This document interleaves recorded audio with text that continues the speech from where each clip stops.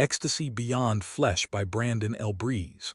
From the short story collection, Love and Nightmares, available now on Amazon. At almost midnight, Christian crouched over a drawing pad in his cramped makeshift studio. Raking a hand through his dark hair, he focused his eyes and began penciling a sketch for the cover of a small bridal magazine.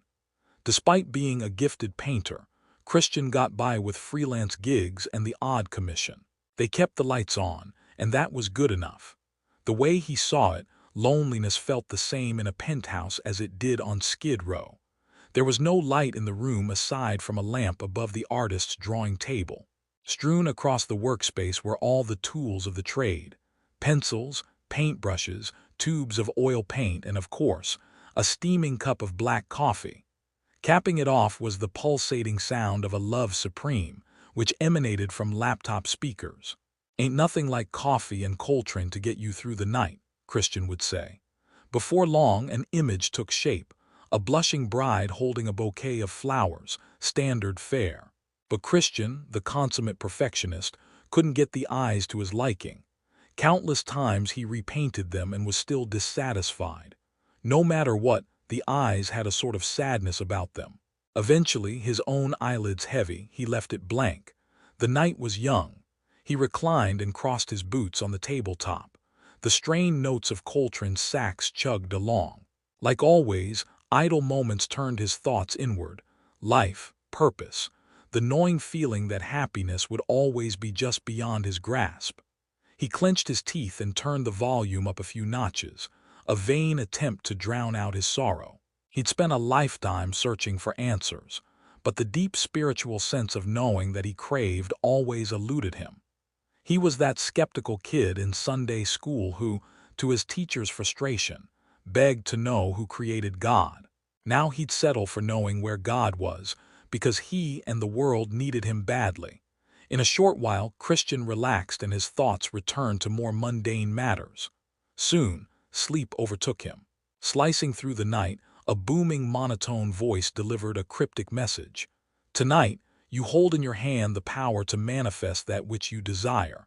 Be forewarned, the path to enlightenment is not a straight line." Christian was jerked awake by a crash. He sat up and scanned the room. Nothing. Maybe he had been dreaming. The music had stopped and the coffee was cold. He'd been out for a while. As he stretched his sinewy arms and yawned, there was another thud. He sprang to his feet. Something shuffled a few feet away. Christian squinted to adjust his eyes to the dim light, his heart hammering against his chest. A silvery white, luminescent figure lurched forward with outstretched arms, grasping at empty space. Christian recoiled in terror. Falling back on the table, his mug tipped over. Its contents spread like a molten stream over the surface of his incomplete picture. Simultaneously, the thing in front of him began to melt. He looked on in horror and disbelief as a wedding gown-clad woman with no eyes dissolved into nothing. Bounding across the room, Christian switched on the main light. Coffee dripped onto the hardwood floor, but nothing else appeared out of place until he glanced down. There lay a bouquet of orchids. With a trembling hand, he picked it up for a closer look. They were the exact same flowers he had painted for the magazine cover. Christian's breath hitched. He slid down to the floor and sat with his back against the wall and his feet out in front of him. What just happened? It was as real as anything he'd ever experienced, but made absolutely no sense. His mind filled with a kaleidoscope of possibilities, each more far-fetched than the last. Had he seen a ghost? Was it a shift in reality? Maybe he'd finally gone mad. Then the message he received while sleeping popped into his head. "Tonight, you hold in your hand the power to manifest that which you desire. Be forewarned, the path to enlightenment is not a straight line." If there was any truth to that, there was only one way to test it out. Christian rose from the floor and took a deep breath. Standing in front of an easel with a blank canvas, he picked up a paintbrush and began meticulously filling it with his hopes and dreams. He worked long into the night, making sure to capture every detail of his mind's eye. If he truly could turn fantasy into reality, he was going to make the best of it. Hours ticked by, and finally he was done. He stepped back to admire his work, anxious to see his manifestation. If there were magic words or chants he was supposed to recite, he didn't know any. A part of him expected nothing to happen, and nothing did happen at first. After several minutes without a single stir, Christian felt every bit the fool. He laughed out loud at the absurdity of it all. Why did he ever think that would work? Maybe he was as crazy as people said. Satisfied with that take, he headed to bed, tossing off his boots and t-shirt along the way. In seconds, he was out. It was then that Christian felt a presence in the room. His eyes snapped open. Half afraid of what he might see, he fought the urge to sit up. Then he heard the unmistakable sound of footfalls coming toward him. He could no longer stand it. Lifting his gaze to his creation, he was left awestruck. Like an offering to the gods, a beautiful young woman stood before him. She had porcelain skin that seemed to shimmer under the moonlight that filtered through the window, and cascading raven hair that framed an angelic face. Christian met her dewy-eyed stare before trailing down to a perfectly proportioned naked body. When he finally broke his trance, he moved closer to her. "I've waited my whole life for you." The woman wet her pouty lips as if she were about to respond, but nothing came out.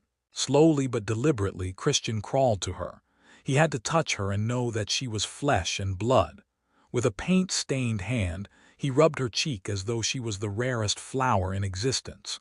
The woman pulled away. "What's wrong?" Christian's brows creased.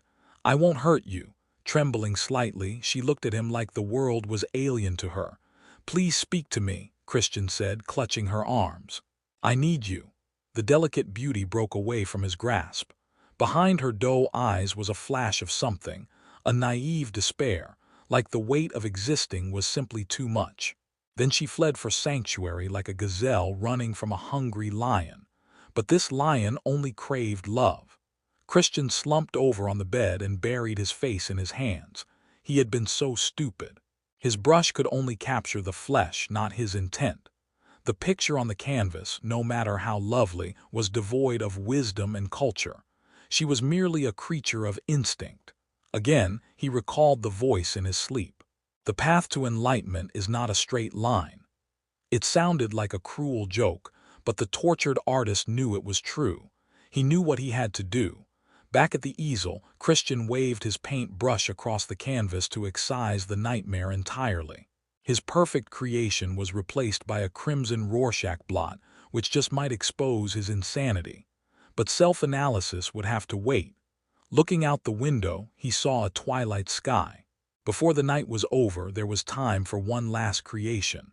Swallowing hard, Christian picked up his paints. Feverishly, he brought an image to life on the canvas. His breathing ragged and shallow, he examined it to make sure the likeness was exact. It was his own face staring back at him, smiling, peace in his eyes. He looked at it for a long time, imagining a place he'd never seen, a place where all things lived in pure bliss. Once again Christian reached for the crimson paint. Intensely, he swiped his brush across the canvas, one stroke after another. Soon, every inch was coated. Somewhere deep within the sea of red were two figures intertwined, bound by a love both perfect and eternal.